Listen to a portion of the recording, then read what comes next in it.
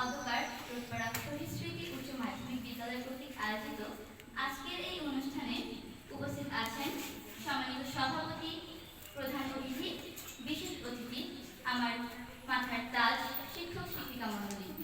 আর উপস্থিত আছেন আমার ছোট বড় ভাই ও বোনেরা। সবাইকে আমার আন্তরিক শুভেচ্ছা।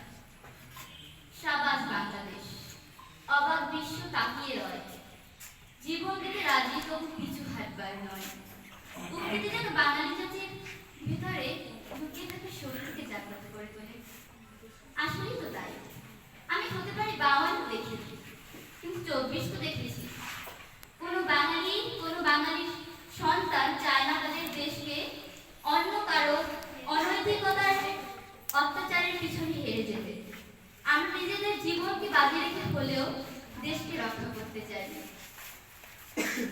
71, 52, 61, 66, 90 প্রতিটি আন্দোলন যেন বাঙালিকে মনে করিয়ে দেয় যে আমরা কোনোদিন কিছু হাঁটবো না। বাঙালি যখন 71-এর স্বাধীনতা অর্জন করে ভেবেছিল আমরা বোধহয় স্বাধীন, কিন্তু 90 এসে ছিল আর এক স্বৈরাচার ইচ্ছা মতো দেশ চালাচ্ছে। আমরা স্বাধীন হলাম না, আবার স্বাধীনতার জন্য আন্দোলন। এবার তো আমরা স্বাধীন, তবে নয়। আমরা 24-এ স্বাধীনতা অর্জনের জন্য আবারও আন্দোলন শুরু করলাম। আর এই আন্দোলনকে বলা হয় বৈষম্য বিরোধী ছাত্র আন্দোলন। বৈষম্য বিরোধী ছাত্র আন্দোলন শুরু হয়েছিল সাধারণ শিক্ষার্থীদের সমন্বয়ে। এটি একটি স্বতঃস্ফূর্ত আন্দোলন, তবে এই আন্দোলনে সর্বস্তরের মানুষ যুক্ত হয়েছে। আন্দোলনটি শুরু হয়েছিল কোটা সংস্কারের দাবিতে, কিন্তু এক পর্যায়ে স্বৈরাচারী সরকারের অত্যাচার জুলুমের ভিত্তিতে এটি বৈষম্য বিরোধী ছাত্র আন্দোলনের রূপ নেয়। 1972 সালে কোটা শুরু হয় সরকারি চাকরির ক্ষেত্রে। তবে এই কোটা মেধাবীদের সাথে যেন এক বিচিত্র বৈষম্য।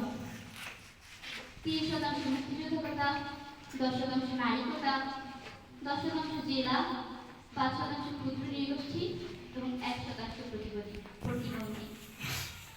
মোট 56% কোটা মেধাবীদের সাথে এক বৈষম্যের সামিল। এর ফলে আমাদের শিক্ষার্থীরা এবং যারা সরকারি চাকরিতে আগ্রহী সকলে আন্দোলনে নামে। 2024 সালের আগেও মোট 3 বার বড় বড় আন্দোলন সংগঠিত হয়েছিল। ছাত্রদের আন্দোলনের পরিপ্রেক্ষিতে 2018 সালে 4 অক্টোবর কোটা সংস্কার বাতিল করা হয়, কিন্তু 2024-এ এসে সুপ্রিম কোর্টের হাইকোর্ট বিভাগ এই পরিপত্রকে অবৈধ হিসেবে ঘোষণা করে। ফলে বাংলার ছাত্র জনতা আবার বিক্ষোভ নিয়ে জেগে ওঠে। কারণ কখনো তো বৈষম্য থাকতে পারে না এই বাংলায়। বাংলা তো স্বাধীন, আমরা তো সর্বপ্রথম একটা রাষ্ট্র, কেন থাকে আমাদের মধ্যে বৈষম্য?